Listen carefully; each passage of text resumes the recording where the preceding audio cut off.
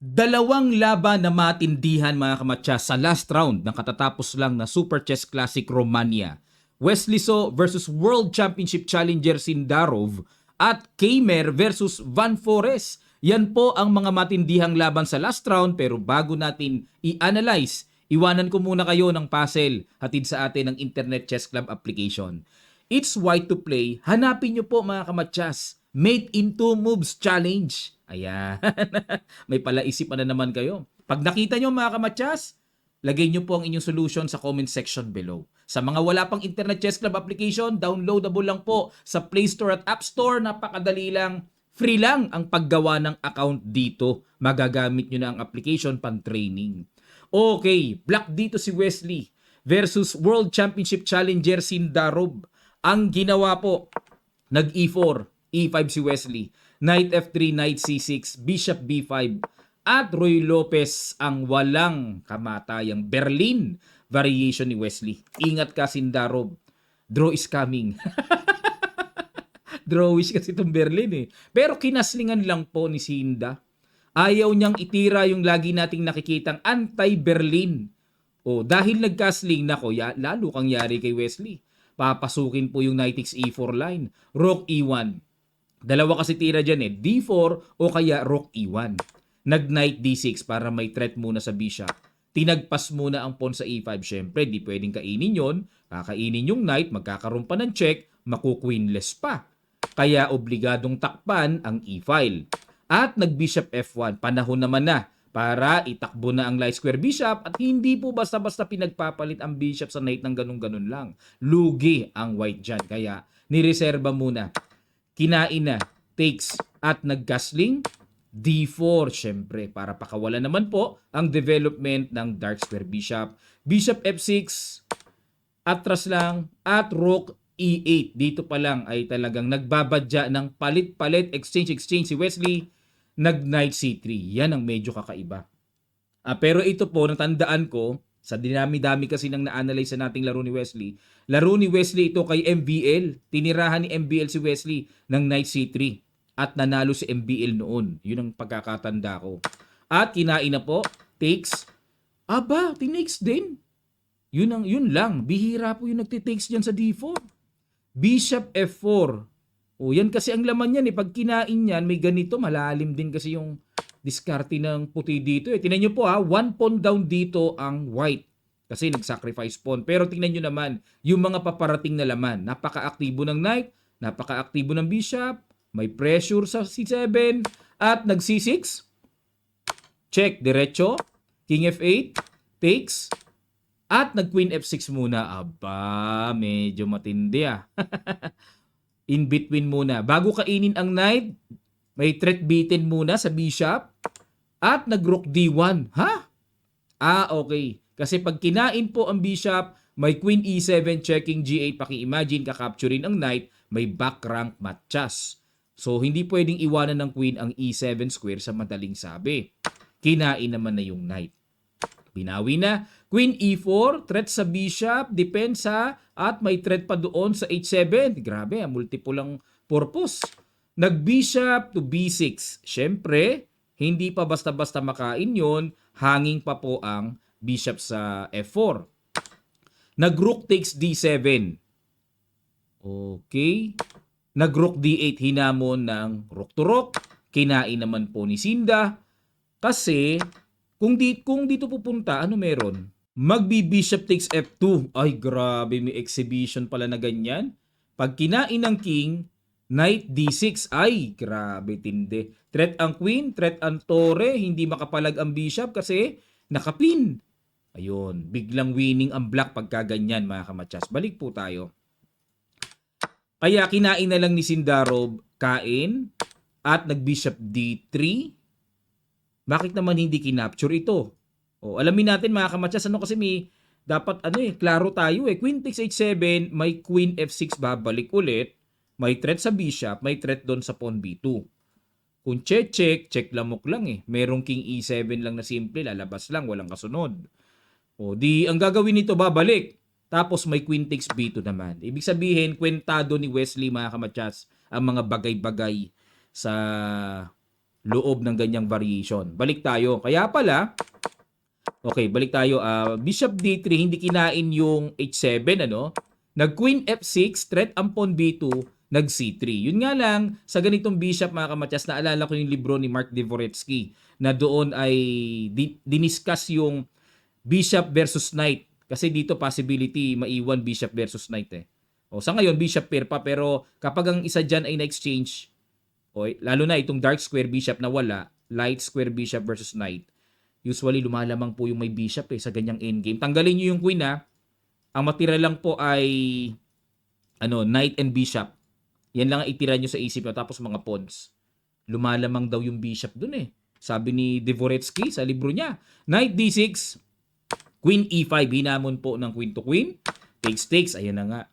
Mukhang alam din ni Sindarov yung endgame na yun Knight E8 at nag-King F1.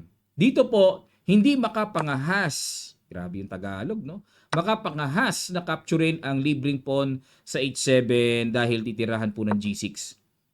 O kahit na hindi makadampi man lang sa bishop kasi nababantayan pa. Pero ang problema dito, hindi makadampi sa ngayon. O di kulong ang bishop, di ba? Halimbawa kung gumanito, syempre pipiliting mag H5 para makawala yung light square bishop. Susundan naman ng F6. Iyakan time.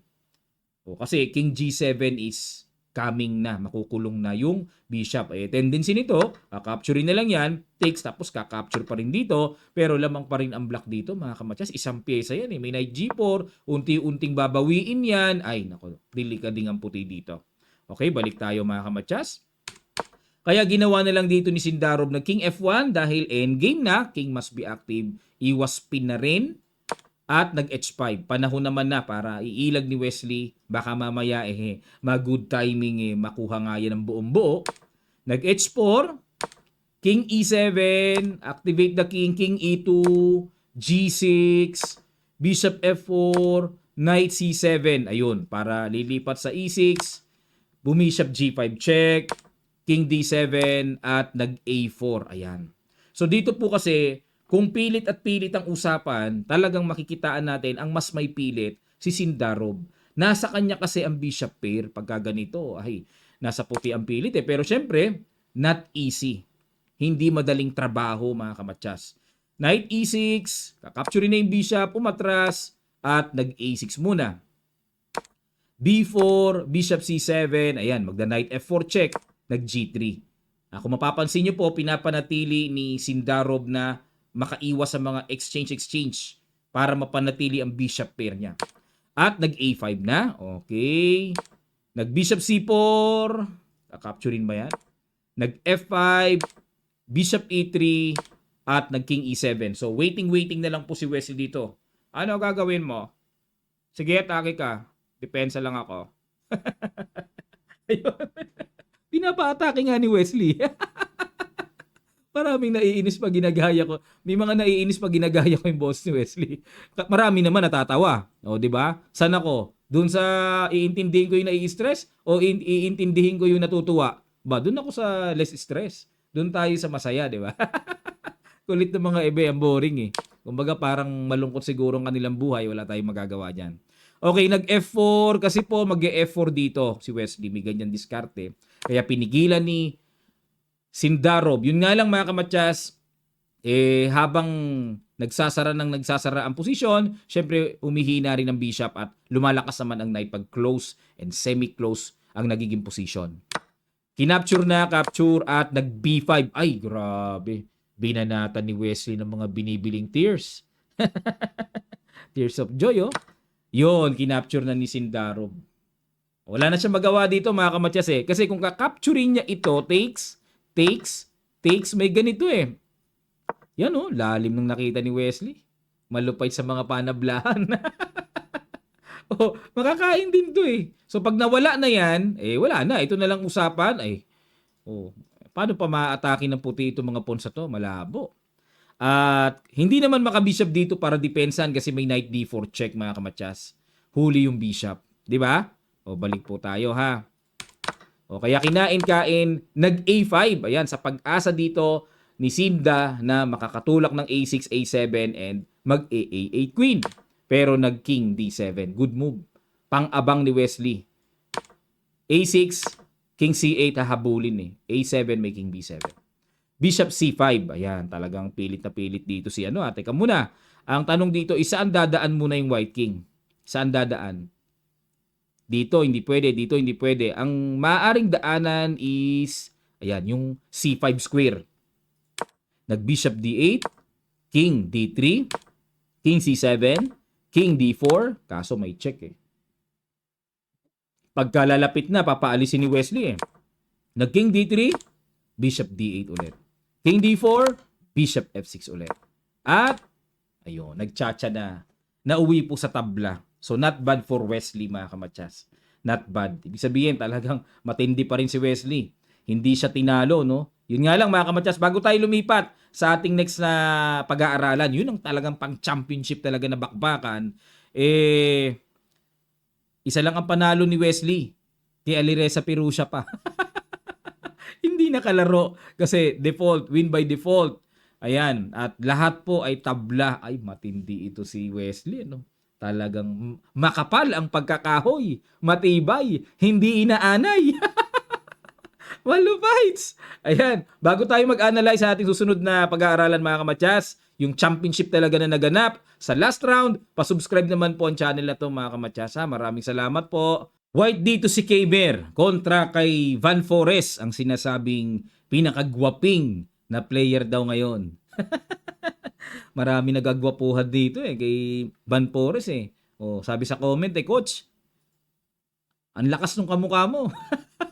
Ang kulit eh. Iba kamukha ko. Tingnan nyo lang ang buhok ko. May maaalala na kayo dyan. Oh, walang hindi nakakakilala doon. Nag-E4 po dito si K-Mer. Nag-C5 si Van Forest. Yan ang mga magandang makitang laban sa last round. Sicilian. Diba? Bishop B5 check. Lumiko nga lang sa Rosolimo. Parang si Wesley, no? Kasi ang bakbakan talaga nakikita natin. Yung pinaka-common, yung D4 eh. Open game eh. Pero dito, Bishop B5 check. Nag-Knight D7 at nag-Bishop A4. Medyo kakaiba, medyo... Oh, pero bookline yan. Iniba lang ang sequence kasi para umiwas sa A6 and B5 na paparating. Nag-Knight F6, threat ang pawn. Kinaslingan lang. Yun lang ang mabigat dyan. At nag-A6 si Van Forest. Teka muna, mga kamatsas, ano? Teka muna. Ba, matindi ito ah. O kasi pag kinapture ito po laman Rook E1. O di pa atrasin natin, parang tipong nakakuha lang ng pawn, saka magdi-D4. Ganyan kalalalim ang preparasyon ng mga 2700. Malalim to. O sige, tuloy pa natin. Halimbawa kung mag-E6 para ma-develop ang bishop, maitago na yung king, manatiling lamang ng isang pawn ng black, magdi-D5. Yan o, yan ang komplikasyon na parang simple lang, no? Tignan, ano? O, edi coach, edi E5, solid pa rin. Boom! May knight takes E5. Yun lang ang malupites. May ganyan eh. Eh di kain lang coach. Boom! Hindi makapalag yung knight ha. Nakapin. Baka ma-illegal pag kinain. Bishop E7 harang. Boom! Oh. Ilang moves pa lang yan. Wala pang 10. O, pang 11 na pala. Wala pang 15 na tirada eh. Mukhang mag-resign na kagad ang black dito. Kumbaga sa boxing, round 1 knockout kagad. O, nakita nyo mga kamatsas, ano? Kaya malaman yung sacrifice sa pawn E4. Eh, hindi nakalusot kay Van Forest. Sa isip niya, naaral ko na yan, bro. Naaral na raw niya. A6. C4. Ayun, para walang B5. Kasi yun ang purpose ng A6, magbi-B5 po eh. At pinapakain pa rin talaga yung pawn sa E4. Ayoko. Yan, no? May Venom, may kamandag yung E4, no? Venomous yan. Nag-Knight C3, oh. Nag-develop na para depensahan. Bishop G7 at nag-H3. Okay? Para extra pasingaw and protection sa G4 square, nag-castling at nag-D3. O kala ko mag-D4 type eh, yung tipong parang Maroxy bind, di ba? Pag nag-D4, imagine, CD4, Knight D4, ayan, sa mga nakakaalam po ng Sicilian Maroxy bind structure. Pero nag-D3 lang. Knight E5, hinamon po ng Knight to Knight, kinapture ni Kaymer, at nag-A3 para mag-B4. Nag-Knight H5 naman. Saan pupunta? Pupunta sa F4. Bishop E3 muna develop with threat. At nag-Knight F4 kung counter threat si Van Forest. Na, talagang nasa dugunan ni Van Forest talaga yung pagiging agresibo. Mahilig siya dyan. Parang si Dubov yan eh. So Knight F4, threat ang pawn. Nag-queen D2 lang. Yan ang matindihang tira. Yan ang mga binibiling silent move. Queen D2 at nag-knight E6 para depensahan naman ang pawn C5. At yung knight ilalagay po, ipoposte yan sa D4. Ang ganda rin ng knight E6. Ano? Ganda. Oh. Ito na yung paparating. Tibay niyan pag nasa D4 na. Pero dito mga kamatsas, baka mapaisip kayo, Coach, paano kung capturein po yung pawn sa D3? Tatagpasin lang po kasi yung knight. Nakabitin yung queen. Pag kinain-kain, one piece down. Diba? Ngayon, kung ang gagawin naman ay knight x D3, may rook F D1. Saan pupunta ngayon ang knight? Goodbye! Di ba may ganong kanta, no? Goodbye daw. Kasi, sabi nga sa nung bata ko, naalala ko, sa mga kanto-kanto, nilalag na tinahawakan yung ulo ng kabayo. Nilalag na. Kasi hindi pwedeng umalis, tagpas ang reyna. Anong gusto mong lagdating dyan? Yung knight o yung reyna? Diba? Balik tayo mga kamatsas. Kaya hindi pwedeng magalaw yung D3. Galing nung queen dito. Simple lang, no? Pero rock. May threat pa doon. Nag-knight E6. B4. Ayan na nga po ang purpose ng pagkaka-A3 ni Kamer, mag-B4. So dito, grabe ang mga bitaw ni Kamer. Talagang masasabing on point, logical. Lahat may purpose yung tira niya eh. Nag-knight D4. Ipinoste na po yung knight. Ayan. Sinasacrifice na naman yung pawn sa C5. Nakita niyo po yung estilo nito ni Van Pores. Pamigay yung pawn C5. Kinain nga ni Kamer. Sinubukan. At nag-queen A5. Ayun. Mali naman pala yung follow-up na nakikita. Pwede naman mag-sacrifice pero dapat mga kamatsas, accurate as much as possible. So ano ang accurate? Ayun. Grabe mga kamatsas. Kita nyo ba?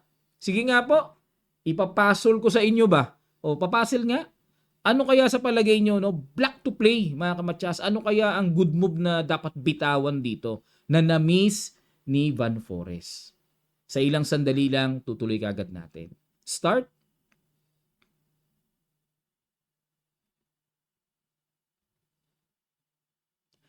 Maraming salamat po no sa mga gusto pang mag-analyze, namnamin pa yung position, paki-pause nyo lang ang video ha.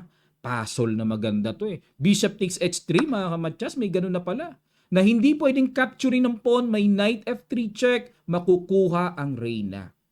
Aray ko ang tawag dyan. Tawag ng iba dyan, aray mo. Hindi aray ko. Balik tayo. Yun pala no.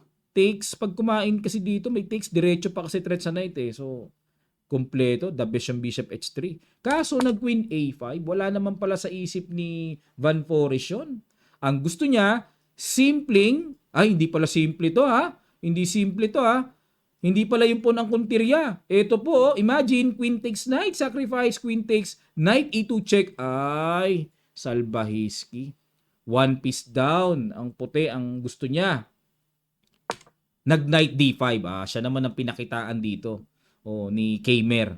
Binitawan ng knight d5. Brilliant move. At tingnan nyo po, hanging yung bishop. Grabe. Nga, may ganun pala. Brilliant yun Queen takes bishop. Kinain muna yung knight, kain, and then knight b6. Grabe yung nakita na yun. Double, Perfect, no? Queen c6, kinuha na yung tore, and queen takes c5. So dito, okay, nakuha yung tore, pero ang tatrabahuin ni Van Forest, yung knight, wag dapat makatakas ang ganun-ganun lang. Kaso, mukhang malabo yung pangarap na yun na hindi makatakas ang knight. Dahil pag tira pa lang ng queen b4, kitang-kita may square b6 kagad na nakalaan sa knight. Diba? Makabayan Kaya sapagkat ang lugar, ganyan magsalita, parang Tagalog na Tagalog, buko pa lang, kilala nyo na kung sino nasa isip nyo. Queen b4, queen to queen, nag-queen h5 umiwas. Sapagkat kung kakainin, Tagalog na Tagalog. Sapagkat kung susubukan lamang nakakainin, maraming espasyo para sa kabayo. Yun, grabe. Makabayan na makabayan. Kaya kailangang tumakbo, mga kamatsas, queen h5 at iwasan ng exchange. Siyempre, ayun, may mga balak bishop h3, nangangamoy mga sacrifice dyan. Nag-queen takes e7. Okay, so dito ang pag-asa na lang po talaga ni Van Forest. Wala na, lugi na siya sa material di ba? Balagbag na lang ang kailangan nito. Yan na lang yan. Boom! Binalagbagan nga po. Sapagkat ang plano ay kakainin ang knight sa A8. Yan. At GH3. Ha? Okay. Binitin, ano? Ibinitin. Ibinitin yung knight kasi po magkakaroon ng perpetual check. Kumbaga, isang paraan to save the game as draw sa kabila ng losing position. Pero nakita po ni Kaymer ang swabing Queen G5. Hindi niya tinakas yung knight. Siyempre naman, makakatabla. So Queen G5 to protect the G file na hindi basta-basta magkaroon ng panggugulong check-check yan. At kinapture na po ang tore. Queen G3. Daanin sa... Ayan na naman tayo sa daanin sa Dahil lamang sa... lamang kasi sa materyales. Kaya dadaanin sa yaman hanggat maaari. Pero dahil lugi ka na nga sa materyales, bakit ka naman makikipagsabayan pa? Maigit umiwas ka at umatras ka muna. Grabe, Tagalog na Tagalog. Nag-A4 para walang B5 at para i-A5. Ayun, i-fix yung queenside pawn structure. Nag-rook C8, F4. Ayun. Pero wala. Halos lahat ng tira dito parang hindi mo masasabing winning na kasi puti talaga Pero binad mo ba ng stockfish? Ang gusto niya is E5. Yan pala ang on point na dapat ay itira. Sabay F4. Susundan na ganon. Tingnan natin ano kaibahan sa F4 na yan. Bakit binad mo ba? Nag-rook C5. Bad move din ang response. Dapat daw po ay basag na dito. B5.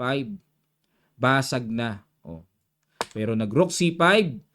Protection muna sa fifth rank. Nag-E5 na. Di halos doon din na uwi. Queen F5. Ginamit ang square para sa forma ng queen. King G2.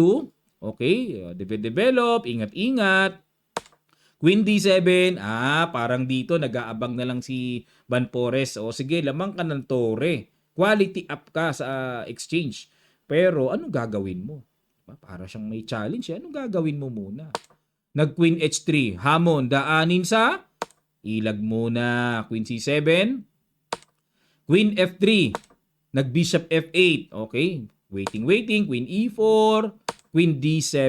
Teka muna. Parang pwede na yung F5 Takes. Parang pwede na siya. Pero nag-Queen F3 ulit. Bumalik ulit. Bakit? Ano meron sa F5? Pag nag-F5, kasi pupunta doon. Bubutas dito. Manggugulo-gulo. May mga sakit ng ulong pasok. Mapapa F6. Kakainin. Hindi kakainin to.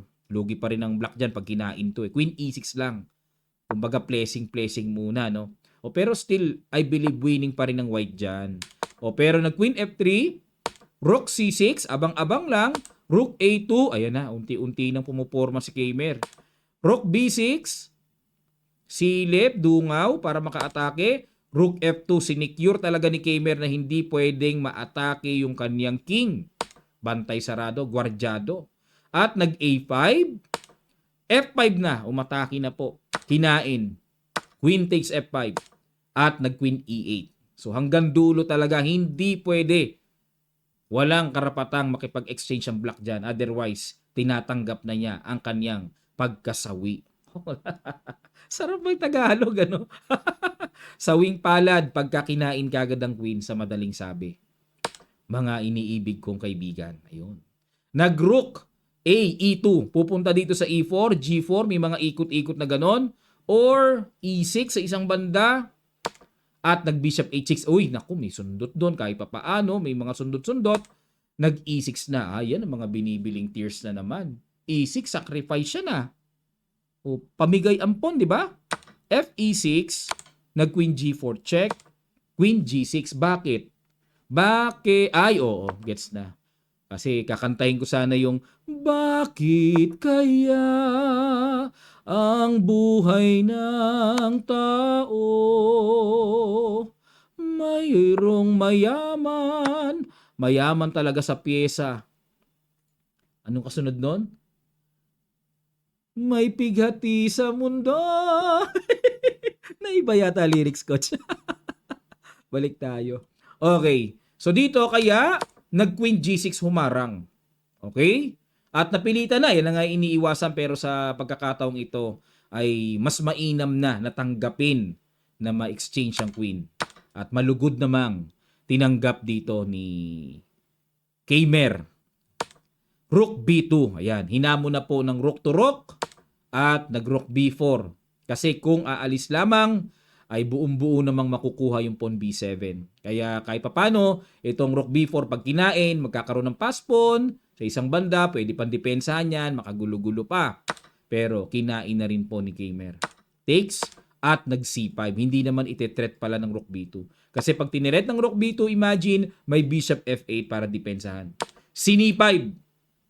Isa na naman pong silent rock move dahil magsisisig sacrifice yan at bibigyan ng tuloy-tuloy na daloy ang pass pawn para makapromote.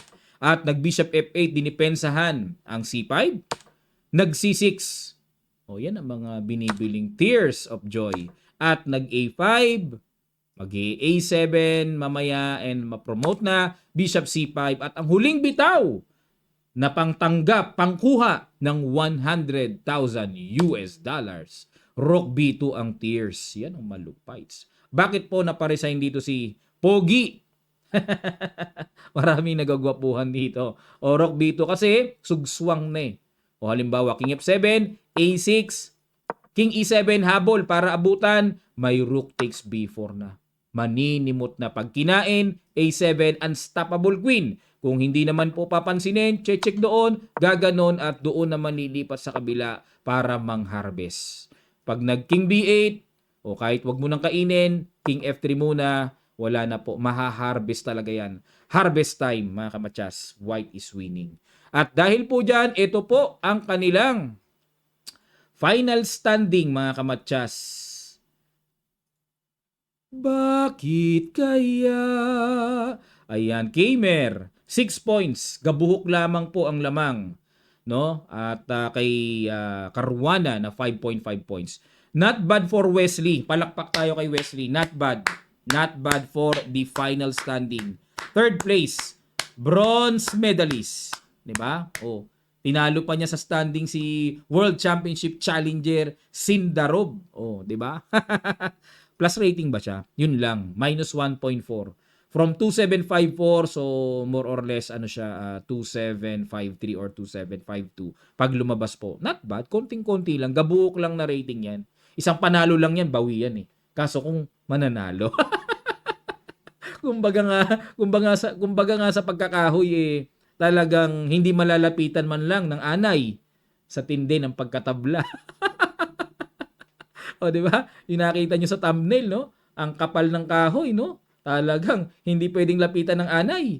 Okay, mga kamatyas. So, ito po. Maraming salamat po sa mga sumubaybay na natuto po kayo. Sana, ayan. At maibalita ko lang din po, no? This coming June, magkakaroon po tayo ng opening ulit ng ating training, continuous training from summer online chess clinic, beginners, intermediate, and advanced. Matutuloy po sa June. Marami po kasing nagre-request.